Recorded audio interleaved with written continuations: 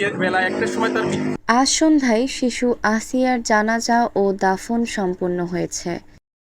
সেনাবাহিনীর হেলিকপ্টার ঢাকা থেকে সন্ধ্যা ৬টা ৩০ মিনিটে তার মরদেহ নিয়ে মাগুরা স্টেডিয়ামে পৌঁছায়। সন্ধ্যা ৭টায় মাগুরা নোমানী ময়দানে তার প্রথম জানাজার নামাজ অনুষ্ঠিত হয়।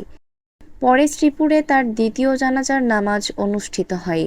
জানাজা শেষে গ্রামের বাড়ি শ্রীপুর উপজেলার জারিয়া গ্রামের সোনাইকুণ্ডি কবরস্থানে তাকে দাফন করা হয়। জানাজার নামাজ শেষে বিক্ষুব্ধ জনতা অভিযুক্ত হিটু শেখের বসতবাড়িতে অগ্নিসংযোগ করে পুড়িয়ে দিয়েছে।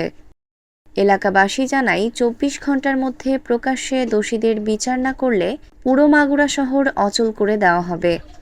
এদিকে বিকাল ৫:৩০টায় একটি বেসরকারি হেলিকপ্টার যোগে মাগুরা স্টেডিয়ামে আসেন সদ্য ঘোষিত জাতীয় নাগরিক পার্টির হাসনাত আবদুল্লাহ ও সার্জিস আলম এবং হেফাজত ইসলামের নেতা মামুনুল হক। শিশু আসিয়ার জানাজায় অংশ নিতে তারা মাগুরায় আসেন এবং দোষীদের দৃষ্টান্তমূলক শাস্তির দাবি জানান।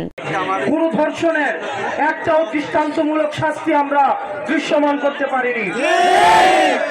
আমরা প্রত্যাশা করব, আমরা পুরো বাংলাদেশ আমরা আসিয়া খাতুনের কাছে ক্ষমা প্রার্থী। আমরা প্রত্যাশা করব এই অন্তর্বর্তীকালীন সরকার ধর্ষকদের এবং খুনিদের, তারা শুধুমাত্র যে ধর্ষক ছিল বিষয়টি এমন না, তারা একই সাথে খুনি। এই ধর্ষক এবং খুনিদের যে ৯০ দিনের মধ্যে তারা বলেছে, অন্তর্বর্তীকালীন সরকার এই ৯০ দিনের মধ্যে দৃশ্যমান বিচার মৃত্যুদণ্ড জাতির সামনে উপস্থাপন করবে। আসামিদেরকে ২৪ ঘন্টার আগে গ্রেফতার করেছে এবং মামলা হওয়ার আগে আসামিদেরকে গ্রেফতার করেছে। মাগুরার প্রশাসনকে অসংখ্য অসংখ্য ধন্যবাদ জানায় মাগুরার পক্ষ থেকে। আসিয়া কোন স্বাভাবিক মৃত্যু নয়, আসিয়াকে খুন করা হয়েছে। এক মিনিটে শেষ করবো, বাংলাদেশের মাটিতে আমাদের আর কোন বন্ধন আসিয়া না হয়।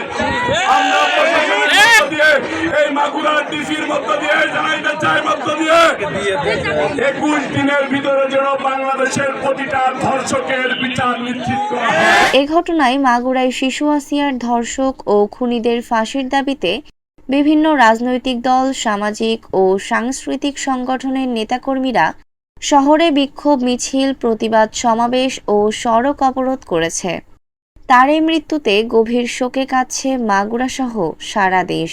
মোহাম্মদ ইমরান হোসেন, মাগুরা প্রতিনিধি। ঐশী সৃষ্টি, news desk, Bangladesh news today.